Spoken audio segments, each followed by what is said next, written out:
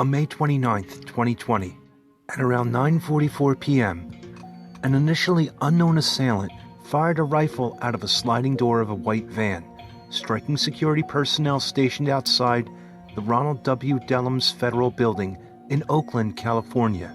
Now, they say Stephen Carrillo was a passenger in the white van at the time. They say he used a homemade machine gun in both of these killings, and that he appears to sympathize with a group called Boogaloo, which is a fringe group that believes there's an impending civil war.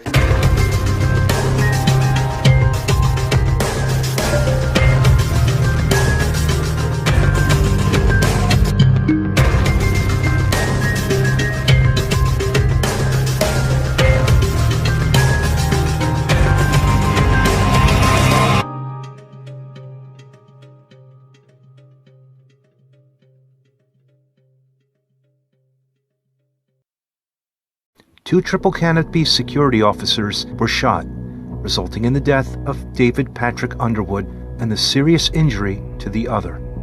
The attack occurred during George Floyd protests in Oakland. They say Carrillo was in a van driven by his accomplice, Robert Justice Jr. of Millbrae, who is also charged with aiding and abetting the killing. Carrillo elected to travel to Oakland to conduct this murder and take advantage of a time when this nation was mourning the killing of George Floyd. There is no evidence that these men had any intention to join the demonstration in Oakland, as some in the media have asked. They came to Oakland to kill cops. And when Santa Cruz County Sheriff's officers went to serve a search warrant on June 6th, that's when they say Carrillo shot and killed Sergeant Damon Gutzwiller. The federal attorney says Carrillo used the same firearm in both killings, a machine gun made from untraceable parts known as a ghost gun with a silencer on its barrel. During his attempted getaway from that Ben Lomond shooting, they say Carrillo wrote words on a vehicle in his own blood. And the FBI says those words, as well as a patch he wore with a modified American flag, indicates that he is part of that Boogaloo movement. Santa Cruz police snipers were on the roof, and the front drop-off area at the courthouse was blocked by police vehicles. Inside, the defendant, Air Force Sergeant Stephen Carrillo, appeared only on video screens. He's being held in the Monterey County Jail for his own safety. This is an individual, as I said, who ambushed and murdered Sergeant Gutzwiller. He attempted to murder 4 other policemen, and he attempted to murder a civilian. Carrillo could face the death penalty, but was calm and cooperative during the brief hearing. He did not enter a plea. His lawyer said this when asked about his demeanor. Well, I mean, he's very sorry for what has happened, and I don't want to get into any more detail. Did he say he's sorry? No, not in those specific words. Carrillo allegedly opened fire on officers responding to a 911 call on his remote property Saturday afternoon. Sergeant Damon Gutzwiller was killed and 1 other deputy was seriously wounded. It was civilians who captured Carrillo, who was allegedly trying to steal a getaway car after the shootout. Carrillo was an active duty Air Force sergeant stationed at Travis Air Force Base and served in Iraq, Afghanistan, and Syria. He has suffered extreme personal loss, family loss in the last several years, and he has also suffered a traumatic brain injury in the past.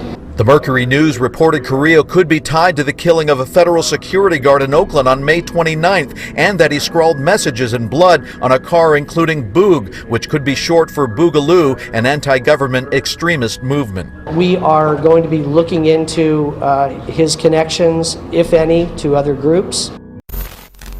33-year-old Stephen Carrillo entered San Francisco federal court in an orange jail jumpsuit, shackled at the hands and feet, and faced more than a dozen friends and family of the man he now admits killing in May 2020, Pat Underwood, security officer at the Oakland Federal Building.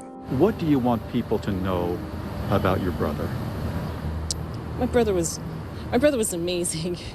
My brother, such a humble man, and he helped so many different people that he never talked about. You know, he's just one of those people that just always did the right thing. After Underwood's sister read a statement to the court calling Carrillo a domestic terrorist, he described how he planned the attack, how he networked on Facebook and found a driver, and how he used a George Floyd protest that night as cover.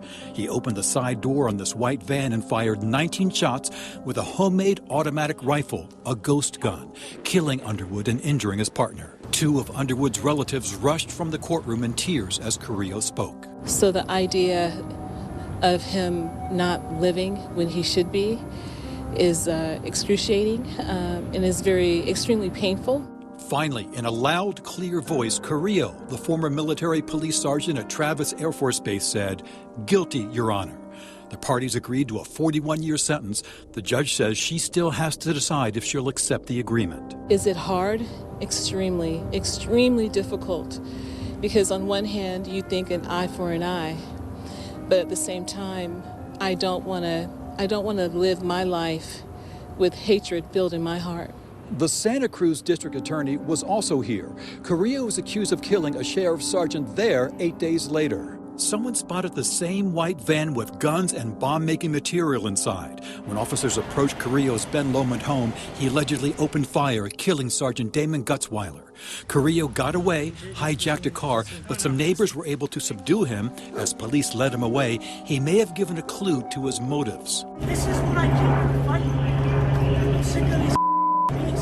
Before his arrest, Carrillo used his own blood on the trunk of a car to write several sayings from the Boogaloo movement, a loose network of militia-style extremists. The entry of plea here in his federal case has absolutely no bearing on what we're going to do in Santa Cruz County. Mr. Carrillo is going to answer for the brutal murder of Sergeant Damon Gutzweiler and the other crimes that he committed in our county. We will continue to follow this story as it plays out.